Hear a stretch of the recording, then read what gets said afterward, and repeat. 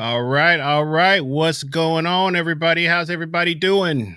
Welcome to Local Musicians XP. I am your host, Chris Burroughs, and my trusty co-host has some things going on. He's going to try to hopefully shoot in a little bit later. We've got a special guest, maybe two, and let's go ahead and welcome to the stage the one, the only Lane Yuckratz. otherwise known as Neal Starkey. What's going on, Neal? Did you ever have an extensive touring schedule? Well, depends. Okay. I was when the jazz scene fell apart in Albuquerque, where I happened to be living at the time. I went on the road with a Hawaiian trio, Neda and Nano trio, and he was a guitar player who sang, and she was a hula dancer, singer, and stand-up drums. She had great time, an excellent voice. She had 8 kids, and you could not tell it. She was slender, beautiful, excellent time. It was like, wow. And we would be a week, maybe 2 weeks in a place. Now, maybe not so famous. They sent us north in the winter and south in the summer. And oh, yes, we played Las Vegas at the El Cortez from 2 to 6 in the morning with the 25-cent crap stables. What? 2 a.m. to 6 a.m. And you said stand-up drum, so it's just like a cocktail kit or something? She played a cocktail kit. This was like 67, 68, 69. I moved to Atlanta in September of 69. So okay. You were always mostly in town for. Well, yeah, I was on the road with Chuck Mangione for about a month. Almost went on the road with Buddy Rich, but that fell through. I think I couldn't make it to New York for the Johnny Carson show and Circus, and so they found another bass player in New York. When was that you almost did the Buddy Rich gig? We had just gotten back from our honeymoon. I got married in September of 70, and we had taken a 7,000-mile tour of the United States in my little Volvo, and had gotten back into town. And the guy said, "Hey, how would you like to audition with Buddy Rich?" And I said, "Oh, okay." I wasn't really quite sure who that was, but at the time, but. Said, sure. So they brought these old bedraggled charts over and said, they're a mess, but just play time and everything will be cool. So I auditioned with him at a place called Circus on Cheshire Bridge Road. And he said, yeah, you want to go to Europe? Because apparently he was firing his other bass player. And I said, yeah, okay. I named my price, which apparently was a whole lot higher than those guys were making on the road anyway. So, I said, well, this is what I'm making in town. If I can make that on the road with this band, I'll be glad to do it. In the meantime, I had to try to get my passport and all that kind of stuff because we were going to Europe. And so we're able to, in those days, you could actually get a rush on a passport. And so, I was struggling to get that. And I can't make it up to New York until Wednesday. My passport will be here on Tuesday. And I think not only the agent or whoever was booking the band didn't like the price, but, easy to get another bass player in New York City. Man. So how do you think that would have gone, Neal? With knowing Buddy's reputation, how would you have seen that going? Well, later on, I heard of his reputation for, raking people over the coals. But it just didn't dawn on me. I wasn't experienced enough to really have a clue. Work with people like Milt Jackson and the like. They may give you a hard time, and you just accept that as part of the gig. As a younger musician, you have to develop thick skin, I guess, right? As you would say, right? Yeah, I'm sure the New York guys, probably already had a thick skin, but I'm a country boy from Schenectady, so. Right. We have there was a lot of questions. We've got some questions that we had some guys ask on Facebook and then through email. But one of the things that I wanted to talk to you about is some of the the bands that you were really a part of. Yeah, well, I was just talking about like basically some guys that you. Oh, wait a minute. Whoa! Hello. How did I wind up here? Oh, Bill. Okay, there you are. Okay. Yeah. When's the last time you seen this guy, Neal? Well, I've been out in Seattle a bunch of times and never could get together with him. And yeah, that would have been really, really fun. I really wanted to hear you. Oh, go ahead, Chris. No, I was just gonna say I used to go and check you guys out at Churchill Grounds. Were we playing together in the 80s or was it 90s? I got to Atlanta, I think, in 1989, and I left in 2002. So it was basically the 90s. Yeah. I think the couple gigs we all did with Nina right at the beginning were probably about 92. Mm-hmm. The fact that you're still lugging a bass around at 83, 82 is just amazing. Well, yeah, it's about 70 or 80 pounds worth of stuff. God. My cardiologist says, man, I don't know what to do with you, but you need to lose some weight and you need to do a bunch of exercises. So, okay. Do you remember how many albums you recorded with Neal? Well, a bunch of Joe Granson records. And then Neal played on, he played on all the CDs I did while I was in Atlanta, which I think were 2 or 3. And we were sidemen for a lot of different people because I think a lot of singers and people like that would hire me to do arrangements, and then I would normally have Neal and Keena Boto on the projects. You did the 2 children's albums, right? Yeah, we did. There's that label Inner Sound that we managed to drive out of business. They trusted me to do arrangements for a couple children's CDs, and then they were kind of a little more out than they expected. And we knew they didn't exist anymore. But we also did a Christmas record for them, and we did a Rat Pack record for them. And you can find them online. And his kids albums, you got to check those out. Those were spectacular. All the albums were great. Oh, did we do one behind the sax player? We did Rick Bell's CD, of course. Yeah. The other thing is I have like 40 CDs that Neal made of different live gigs we did at Churchill Grounds. And he's kind of a maniac that way. Anyway, I've got some highlights. I've got Eddie Davis on one, which was rare for. Did you know him, Chris? Yeah, just barely, man. I kind of came in, on the tail end of you kind of being here, Bill. I wasn't really playing straight ahead stuff that much at that time. And I was definitely not good enough to play with you cats, but I would come hang out and I would watch and check you guys out. Who found that Jazz for Toddlers thing that just came up? That's our trusty producer behind the scenes here, Brian Falgoux. Impressive. Good sleuthing there. Yeah. So there were two volumes of that. Yeah, I think, Chris, the only time I really did a straight ahead gig with you was the couple nights when I came back. That was actually when I could actually play with you. Yeah, no, that was really fun. Finally, that was great. Yeah, it was you and me. That was Morgan. Morgan and Kevin Smith. Yeah. Yeah. Oh my word. Yeah, we hit on something, man. It just was a natural chemistry. We did one thing with Joe. We did that live record with. Oh, that's right. The thing that they videotaped and everything. Yeah. Go ahead. Do you remember when we were doing Giant Steps and I was doing, I guess, some alternate lines, and then you rewrote the chords, and I couldn't play those alternate lines anymore, and I was scratching my head to play what I played and have it fit against your chords. Oh, okay. It was the same. It was the same trio with Keena and you guys, right? With Nina, right? For a little while, yeah. Yeah. Mm-hmm. Okay. And I heard Keena's back on the scene again, huh? Yeah, you could say that. He's low profile. I think he's only doing exactly what he wants to do. And but he's been doing some stuff here and there with just various people. But anyway, I'm glad he plays again. It's a big waste when he's not playing drums. No man, no question, man. No question. I remember what I was going to tell you, Neal.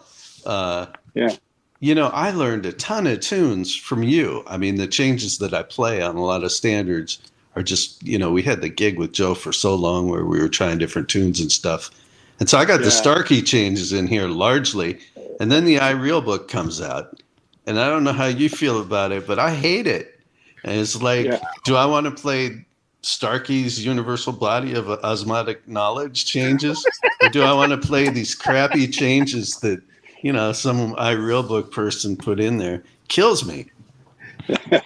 You mean they force you to play that out there? Where? Oh yeah, there are gigs with singers here where they put together a notebook and it's all the iReal charts for every tune they do in order, and all you do is you flip the page and then you read these chords that are shitty. Can I say that? Yeah. Yes, you can. And yeah, it's just one after another. It's like a factory. That's incredible. I'm not a fan. No. Yeah. What's your take on that, Neal? I don't know what it's like. Yeah, it's big here. It's big here. That's crutch. What's your take on that? I know you had some interesting things to say about that, but well, yeah, music as a crutch. If you get stuck always having to read music, but I just hate that the presence of the iReal book is kind of stopping people from using their ears. They don't have to be able to transpose by ear. They can just change the key. They don't have to be able to learn tunes by ear. So it's kind of like, it kind of goes hand in hand with a very kind of factory-like production of some musicians nowadays. Mm-hmm. You learn the scales, you learn the chord names, and you do that. It kind of drives me nuts. But my big question is, what do you do on a gig when they got these shitty iReal book changes? There's a bass player, say you're me. Bass player doesn't know the right changes, so he's going to play those bad changes no matter what, right? So then what do? Do I play the bad changes too, or do I hold my ground? No, you do it Bill Anshel does best, and play an alternate chord that sounds great with the voice with their bad note, and still uses the wrong bass note on the bottom. I know what you're talking about. I remember when you first went out west that they were very adamant about you reading charts, and you say, but I know these tunes. Giant Steps is a piece of cake. What's the big deal? Yeah, it's everywhere, Bill. It's not just. Wow. It's not just where if you're working with the right people, they're going to kind of feed you. They're going to feed you the tune anyway. So you just absorb it, and then you go back and you work on it later. And then the next step is that you're ready for it the next time it comes around. But think about how many things that we love in all genres of music, but a lot of times what they would play was a mistake. And that's how they came up with those cool parts. One finger snap, the head that's improvised. It's not like it was written. It was Freddie playing what he was hearing in the moment. Is that right? I didn't know that. Yeah. Mm-hmm. Yeah. Plus, there's no potential for interaction, which I know Neal likes a lot. How can you interact with somebody who isn't using their ears and is glued to whatever chord names are laid out for them? It just turns it into a much more mechanical kind of process. Well, man, Bill, I don't want to keep you, man, but we are going to have to when my man Tyrone gets back on the scene here, we got to bring you back and have a long chat about the modern world of being a working musician in these days and how different it is. Bill, we're now the Jazz South series. Are you doing anything like that out west? No.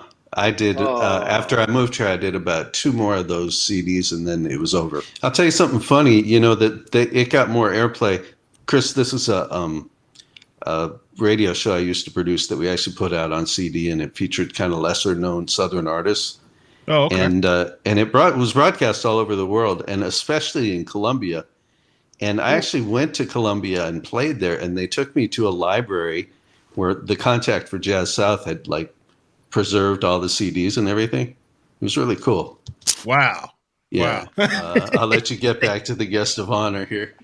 Beautiful. No, man. Thank you. Yeah, Bill, we'll see you soon, man. Thanks for coming on. Wow. You never know who's going to show up, man. Yeah. No, he was excellent. A very welcome addition to the Atlanta scene. And he had this sixth sense of how to play stuff with Joe. Joe had kind of a tempo, but he really wanted it slightly faster than that, and Bill knew exactly what to do. But let's talk about a couple of other people, man, that you've worked with. You mentioned pillar name to me the other day that you played with as a teenager, and that's one Herbie Hancock. And can you talk a little bit about that story of you playing with Herbie when he was a teenager? Yeah, I was playing there were two Roth's jazz clubs in Atlanta. One was in Schenectady. One was downtown and one was in a community called Niskayuna, and he played at the one downtown. I think he really just sat in with us with Nick Brignola. And he was sounding like a lot like Bill Evans type stuff. But then 6 months later, he got hired by Blue Note. And the next record that I heard him on Blue Note, he was like the Blue Note pianist. And I'm like, wow, this guy can, like change his whole style, just bam, like that. Wow. Yeah. What year was this can you approximate like when that was that you first played with him? 1960, 61, maybe 62, somewhere in there. Wow. So I guess he might have still been a teenager then. His first record is it Speak Like a Child? Can you look that up, Brian, and see when I think Speak Like a Child is the first Blue Note. Herbie's first record was taken off. There it is right there. That's 62. Wow. So Speak Like a Child had to be what, 63? Oh, Speak Like a Child is later. That's 68. James said so. Herbie was born in 40, so he had to be 22 when that would take off. Nice. Yeah. Now you also played with Tony Williams, didn't you? You played with Tony, right? That was later on. That was in Atlanta. It was for a CBS international convention downtown, in the George Duke, Tony Williams, Herbie Hancock, Al Di Meola, Ralph McDonald, Benny Golson, Bobby Humphreys, Hubert Laws, I think Freddie Hubbard was on that. Marvin Stamm and the New York Brass. Later, was that in the 80s? Maybe was that the 80s? No, the Tony Williams thing was that whole CBS thing, and I do not remember the date of the convention that we played. But I got some questions for you, Neal. So we'll start with, which is from John Lamatina. He says. Neal, what major changes, if any, have you observed in the Atlanta jazz scene since you made Atlanta your home? When I came to Atlanta and actually got more on the scene in, say, the 70s, there was a very vibrant jazz scene. Dan Wall was on the scene, James Martin, drums, Carl Rotzer, I think, came to town somewhere along there. And there was a really nice high energy scene. EJ's Jazz Club was there, so we got to play with a lot of names and semi-names. But then in the 80s, it's almost like there was this, everything sort of disappeared, and there was essentially no jazz scene until about the time that Bill Anschel came to town, when the jazz scene started reviving some. And then it kind of seemed like it took a dip of not much happening until into the 2000s, when it took off, and now it's really taken off, and there's a lot of really great players around.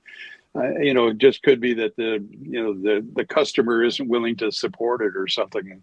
The whole scene dies for a while. We had another question from Rich Ambler. He says that you ran into Dave Holland, the great bass player Dave Holland, at one point. Oh, there it is. Thank you, Brian. Ran into Dave Holland. They had a discussion. Would you like to reveal that? What you guys talked about? One thought he mentioned was very interesting: Dave's role as a bass player. So, and essentially, John Patitucci said the same thing. Like Mother Hubbard to the band, I keep things stable, and then everybody else gets to go wild. By the way, I was in Florida with Bill Anschel and Keena on a gig playing City where the Truman Story was filmed. I don't remember the name of it now, but in my conversation with Dave Holland, he was talking about being the Mother Shepherd or Mother Hubbard of the band to keep things stable. When I played with Lynn Ariel, it was interesting, her comment, because her thing was piano and drums. And when I started exploring things, she said, well, no, I really, my dialogue is with the drums and not so much with the bass. I would say I understand that role, but I don't necessarily play that role. I mean, I'll follow the rules to a certain extent, but I mean, for example, when I do big band stuff with Joe, if I don't like the bass lines, I play my own stuff. And if it doesn't fit, then then I have to go back and alter to fit things. But yeah, I've always been sort of more exploratory than that. Okay, this is the tune, but we're gonna kind of do our own thing with it on the spot, and that's what I feel like you excel in, and what you want to hear. You want to take it somewhere different. You don't have any use for just playing, the whatever the stock parts are. It's like, I mean, what's the point of that, right? Yeah, I'm not so much into assembly line work, just to recreate it exactly like the track that was done 60 years ago. I mean, yeah, I love to explore. I love it when Tyrone goes for broke and finds things that I can't hear, and so now I got to figure out, oh, what is he doing, or Kevin Bales goes Right. goes in these directions, or Kenny Banks Jr. or Lewis. I mean, it's like, wow. Why has that become a lost art? Why do you think? I mean, I don't really. I do think it has something to do with people afraid to make mistakes. Yeah, that could be the college graduate thought pattern where you'd have to do things perfect. What's crucial is the amount of work that you would have to do in listening to all these different records. Are you going to buy all these different CDs, or are you going to pay Apple for all these different versions of the same song? That's a lot of work. And I can imagine people wanting to shortcut that. There's another question from Rich. He says, what famous players have you enjoyed playing with, when and where? Yeah, what? I would just say yes. I've enjoyed them all.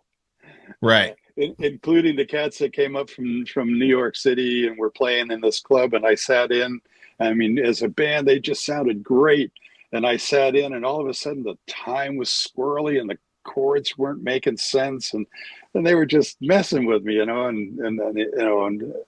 just had to barrel ahead and get through it. I mean, I had a question. Do you think is it a blessing or a curse that you can hear all of these alternate things, and then you're playing, sometimes having to play with people who can't hear what you hear?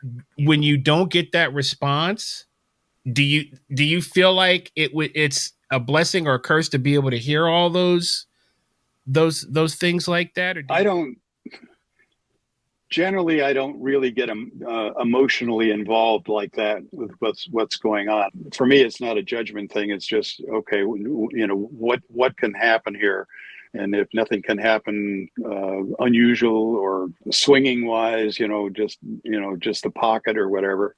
I remember playing with Billy Mitchell, Scoey Mitchell's younger brother, I think, and he cooked like crazy, even though all his chords were very simple and straight ahead.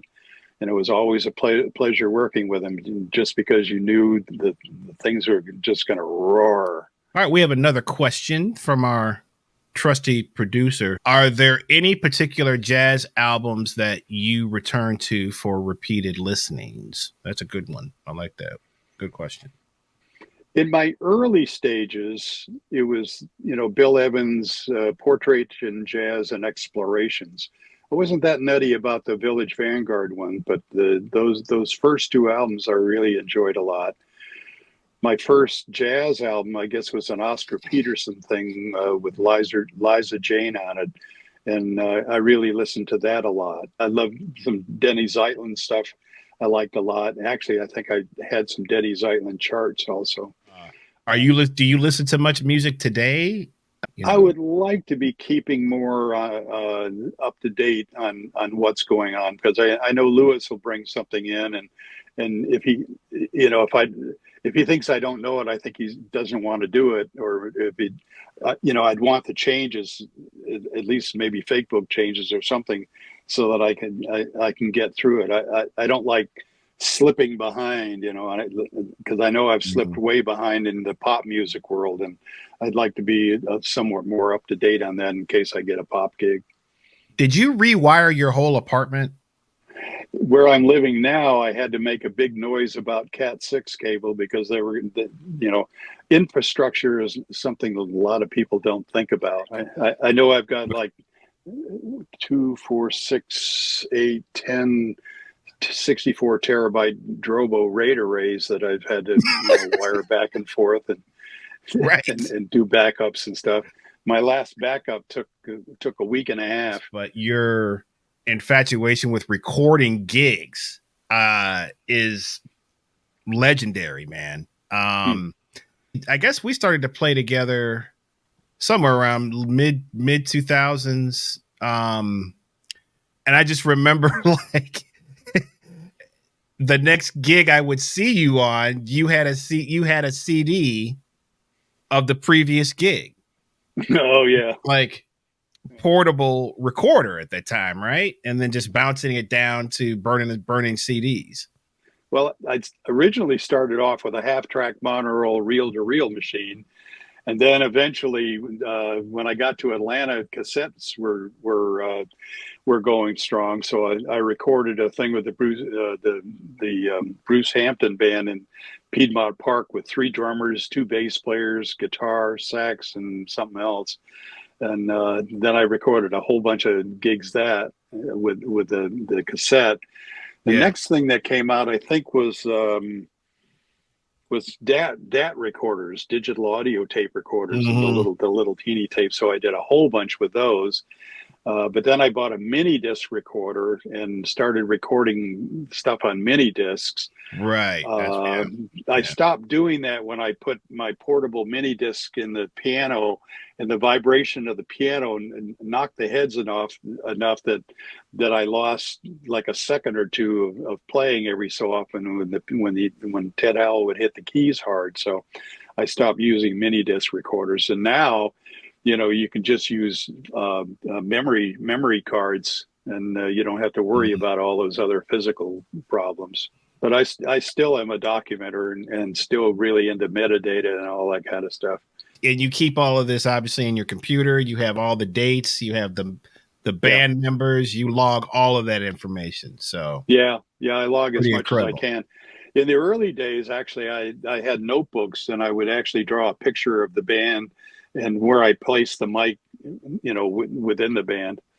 Well, man, I think we're going to go ahead and shut it down and let you go. We've enjoyed part 2, and I guess we'll have to do a part 3 at some time, Neal. You just, it's going to be the interview that just keeps on going, man. Excellent. Well, hello to Russ Rogers. I saw his note pop up on the screen, and that was fantastic, bringing Bill Anchel. But he was so inventive with those kids' records and on his own records. I mean, nobody tries the tricks that he was trying on his records. Well, cool, man. Well, you got any gigs this week that's coming up? I think you got a big band. I know you have a big band gig coming up Friday, right? Aren't you guys playing at Callenwald maybe or something? Or oh yeah, Red Light tomorrow, and then Friday I've got a trio thing for a men's club at lunch, and then Carla Harris. I guess it's a big band and that evening. Yeah, right. And then Saturday is Chiraw, Southern North Carolina, the Dizzy Gillespie's home, and then Sandersville after that. Okay. I don't remember what I'm doing the following week, but a lot of driving. Hey, man, that's par for the course. You know what I'm saying? So, Well, listen, Neal, thank you for your time. And, Thank you. I'll see you in the next couple of weeks or so. So soon, I hope. Yes. Yes, absolutely. All right. Thanks, Neal. We'll see you soon, brother. Thanks again, man. Bye-bye. All right. Bye-bye. All right. Have a hand for the great Neal Starkey.